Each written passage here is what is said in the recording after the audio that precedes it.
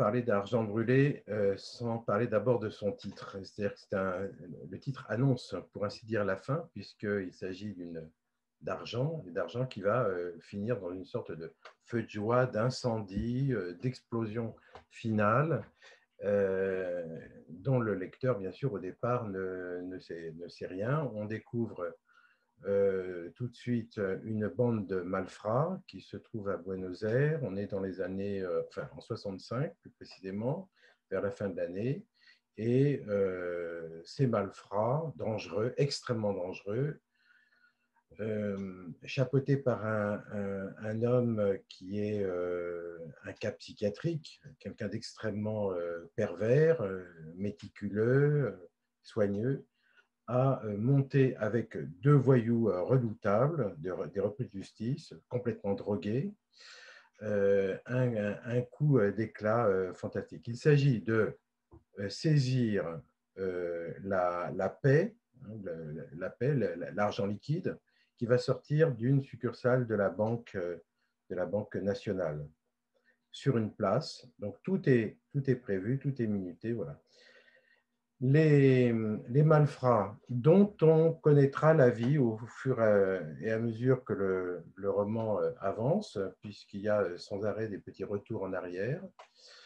Ces malfrats vont partir, vont fuir, vont échapper à la police qui les poursuit, et jusqu'à passer la frontière et se réfugier dans le pays voisin, où ils vont se barricader jusqu'à l'explosion finale. Voilà les faits.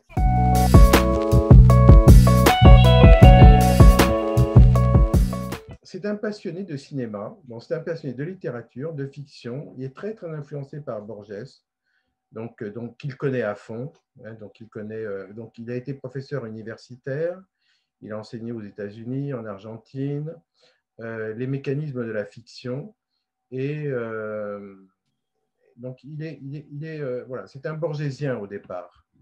Mais il est aussi passionné par d'autres figures de la littérature argentine, comme Roberto Arlt, dont je citais Les Sept Fous, qui est l'introducteur du parler populaire, de la littérature populaire, d'un parler un peu fabriqué que nous pourrions rapprocher de celui de Céline.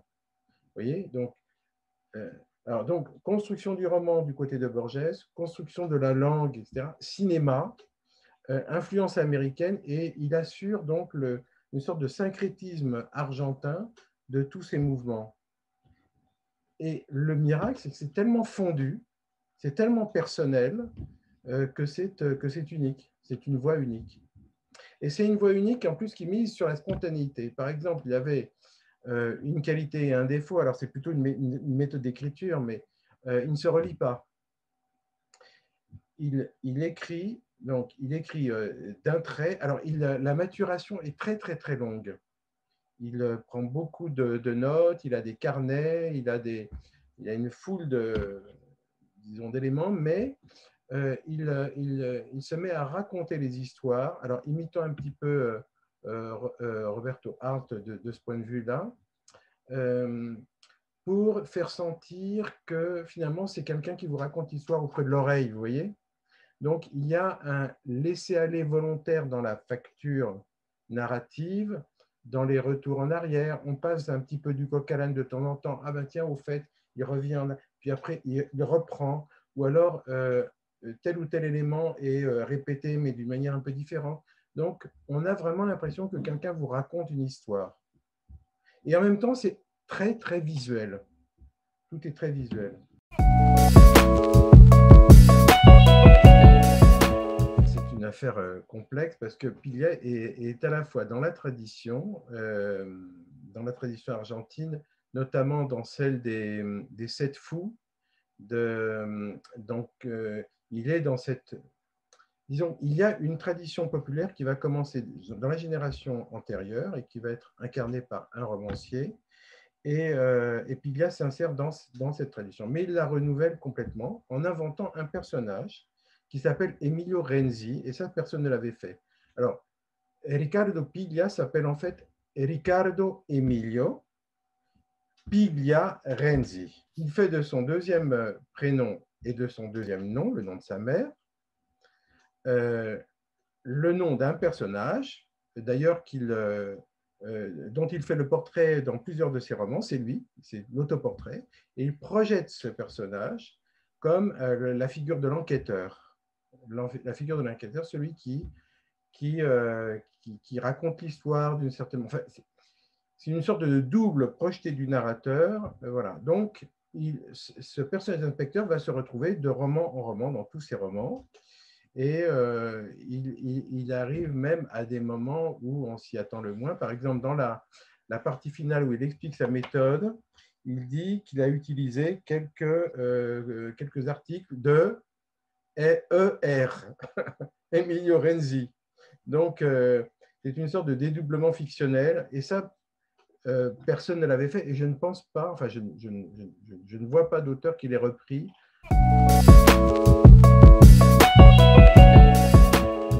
C'est une histoire vraie. C'est une histoire vraie qui rencontre l'auteur plutôt que l'auteur ne la rencontre à travers un personnage féminin, la petite amie d'un des malfrats, le chauffeur, qui voyage dans un train. Donc Piglia la rencontre, elle lui parle et lui, à partir de là, va mener une enquête absolument rigoureuse, exhaustive, réunissant de manière frénétique toutes les coupures de presse possibles et imaginables, allant chercher les documents confidentiels de la justice, de la police, les enregistrements, enfin, il y a tout un travail voilà, qui vont faire la trame du livre.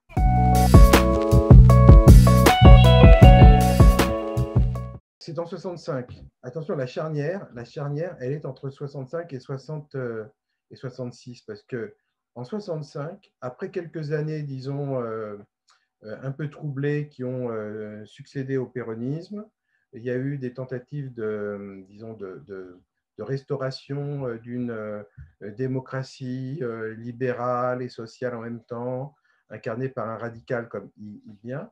Et puis,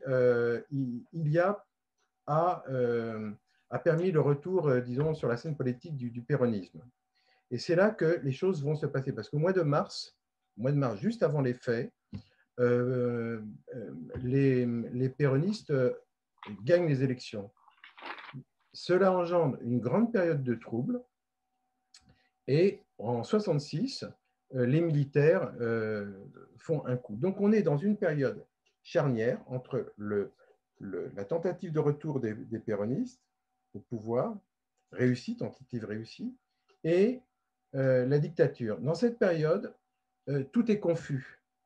Tout est confus et les bandes rivales, la mafia, les groupes politiques, les groupes d'extrême gauche, d'extrême droite se mêlent, et dans cette confusion totale va éclater ce fait divers.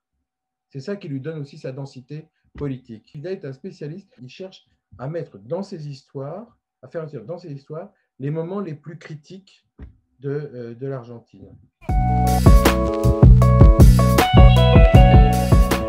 On peut parler de roman. C'est un roman sur la forme, bien sûr, ça s'est écrit comme un roman, c'est un roman. Mais en même temps, c'est une tragédie. C'est une tragédie écrite en prose. C'est une tragédie à la mode de Faulkner. C'est une tragédie grecque aussi, dans la mesure où, dès le départ, on sait que les malfrats vont vers un destin qui est la mort. Et ils avancent de manière définitive, impitoyable, sans prendre en compte aucune autre réalité que leur propre objectif, fuir, mais fuir vers la mort. Donc ça s'écrit comme un roman, effectivement.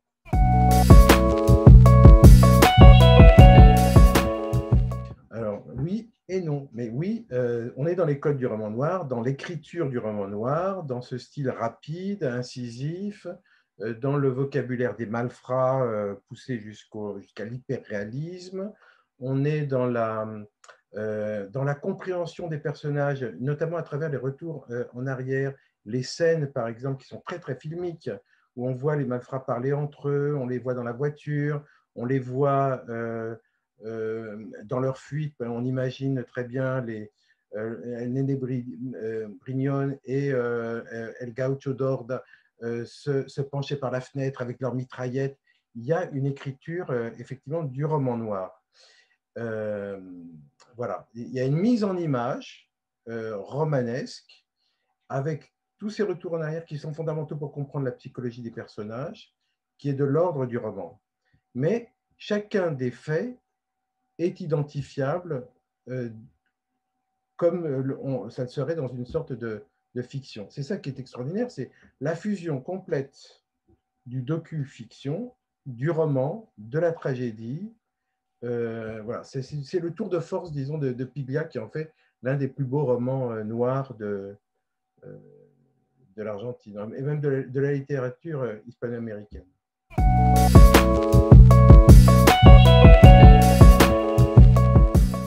Ça aussi, c'est quelque chose d'exceptionnel, hein, parce que c'est une histoire d'amour entre malfrats, et c'est une histoire d'amour homosexuel.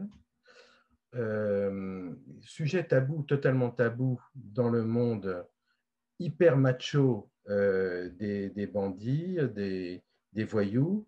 Donc, c'est une histoire d'amour. Et c'est une histoire d'amour qui est extrêmement troublante, peu commune, entre deux êtres. Un être qui est fin, qui est raffiné, bien élevé, issu d'un milieu plutôt bourgeois, qui est simplement une petite frappe, qui a mal tourné.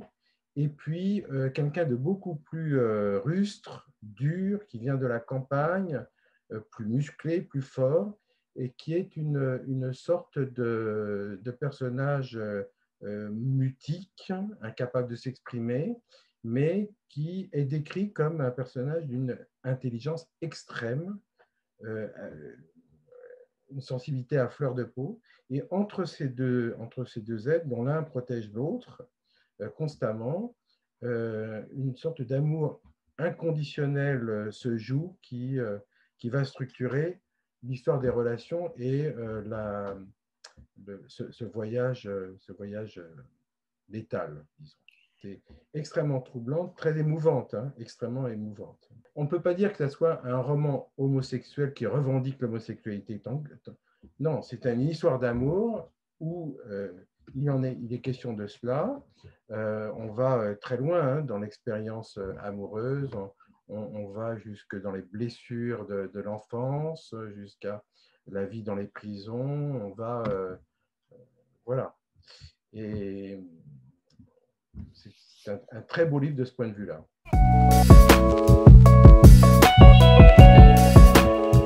Ce que je trouve extraordinaire, et ça c'est une invention, enfin je ne l'ai vu nulle part, c'est ce qu'on appelle la dispersion du point de vue narratif à travers la technique du puzzle. En fait, il faut imaginer qu'il ait pris toute une série d'éléments que nous avons cités, coupure de presse, enregistrement, etc., et qu'il les ait distribués sur une table comme un puzzle pour en faire un ensemble cohérent.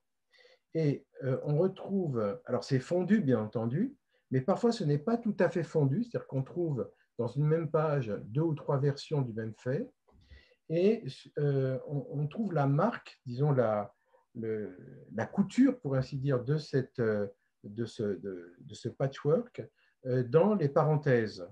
Disent un tel, raconta la police, etc. Donc, ça disperse l'instance narrative d'une manière un peu étrange. C'est un petit peu comme si on se retrouvait dans une salle de cinéma avec des haut-parleurs partout et qui fondent le son et nous produisent comme ça la sensation d'être au milieu et d'entendre tous ces bruits à la fois. Ça, c'est extrêmement intéressant et inventif. Ce qu'il donne dans l'épilogue, c'est tous les éléments qui ont servi à cela. La manière dont il l'a fait, c'est moi qui l'explique. Je pense qu'il faudrait peut-être lire d'abord l'épilogue. Enfin, on n'est pas obligé de le faire. On peut entrer tout de suite dans l'histoire, mais on peut aussi, si on est attentif en dehors du roman, à la manière dont les romans se font, on peut aussi commencer par l'épilogue.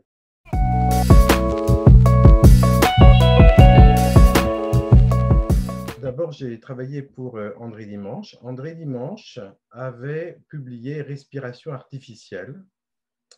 Donc, c'était le premier roman qu'il avait publié de Piglia. C'est Respiration artificielle est considéré comme l'œuvre majeure de Piglia, son plus grand roman, l'un des plus grands romans hispano-américains. Et donc, ce Respiration artificielle avait été traduit par Antoine Berman. Antoine et Isabelle Berman, sa femme. Antoine Berman étant décédé,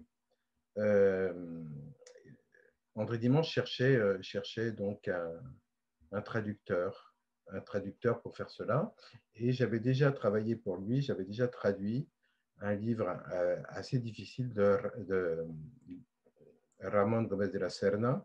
Donc, il m'a proposé de cela. Pourquoi il m'a proposé cela? Parce que je lui parlais de l'Argentine où j'avais fait 2 voyages. Je m'étais imprégné de ces inflexions-là, de cette langue. Et quand j'ai lu le livre, j'ai tout de suite été… je l'ai pris et je dois dire, je ne l'ai pas lâché. C'est un livre qu'il vaut mieux ne pas prendre tard le soir parce qu'on risque de ne pas dormir. Donc voilà l'histoire. Alors pourquoi je l'ai repris, cette traduction? Parce que je n'avais pas réussi. Disons que j'avais trop polissé le style. J'avais traduit dans un français un peu trop élaboré, ça lui enlevait un petit peu de rudesse. Bon, j'étais quand même sur le moment très content, bien sûr, de cette traduction, mais avec le temps, connaissant de mieux en mieux l'argentin, connaissant de mieux en mieux notamment l'argot argentin, le lunfardo, je me suis rendu compte que certaines choses étaient mal rendues. Et donc, j'ai voulu, puisque Zulma se proposait de le rééditer, lui donner la rudesse que le texte a en argentin. Donc, mais bon, par définition, je ne suis jamais content de ce que je fais, donc j'aime bien reprendre. Et si, peut-être que dans 10 ans, je pourrais encore le reprendre parce que c'est un roman dont on ne peut pas se lasser.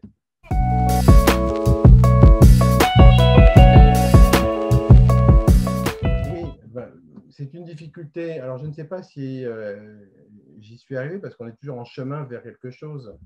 Une traduction n'est jamais terminée, mais il y a un moment où, comme disait Borges, il faut bien publier pour arrêter d'avoir des brouillons. Donc, oui, c'est cette tonalité, cette voix de Piglia, cette voix que j'entends d'ailleurs dans mon oreille, j'ai parlé avec lui, donc cette voix qui est à la fois douce, sensuelle, des phrases courtes, parfois qui s'étirent. Voilà. On a l'impression que quelqu'un vous parle dans l'oreille, vous raconte une histoire et il y a quelque chose d'envoûtant. D'ailleurs, toute cette écriture joue sur le registre de cet état second dans lequel sont les personnages, mais c'est aussi celui dans lequel Piglia était quand il écrivait. Voilà, il parle comme un aède, si vous voulez, grec. Il parle de cette voix comme ça qui vient d'ailleurs.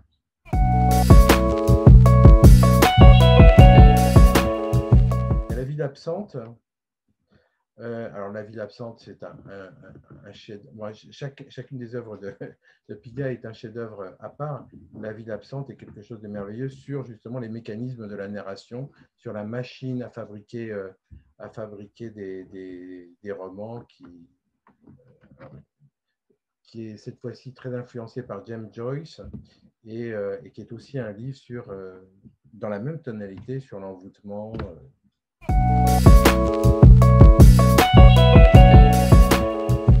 Je ne sais pas si c'est une recherche ou si c'est naturel chez lui. En fait, c'est un écrivain qui visualise constamment. C'est-à-dire qu'il ne parle pas, il visualise. C'est-à-dire que tout ce qu'on raconte est cinématographique et visuel, tout simplement. Il raconte une histoire comme il en serait témoin, comme s'il était en train de la regarder. Et il nous offre son regard. Donc, c'est une écriture qui est extrêmement visuelle. On ne peut pas ne pas visualiser. Et c'est fait par petites touches. on n'a pas l'impression de lire des descriptions, c'est ça qui est étonnant. Il y a un beau film argentin qui date d'une vingtaine d'années, qui s'appelle Vie brûlée au pluriel, et alors, Piglia, lui, n'a pas été totalement emballé. C'est un beau film, hein. Moi je le confirme, c'est un film qui mérite, mais bon, qui est en dessous du roman, de toute manière, parce qu'il fige un petit peu un triangle amoureux en donnant plus d'importance qu'elle n'en a à une rencontre que le Néné Brignone, un des deux, voyous, a avec une jeune fille. Donc, il a donné une importance à ce personnage pour jouer sur le triangle amoureux qui n'est pas central pour Piglia, pas du tout. Et puis, bon, Piglia disait, bon, finalement, ils en ont fait un porno soft. Le roman n'est pas un roman pornographique. C'est un roman d'amour, un roman de violence, un roman de haine, un roman de vie, un roman de folie. Voilà, mais toutes les composantes de la vie, hein, sont ensemble mises dans un cratère, ça bouillonne et ça crée effectivement ce côté volcanique du roman noir.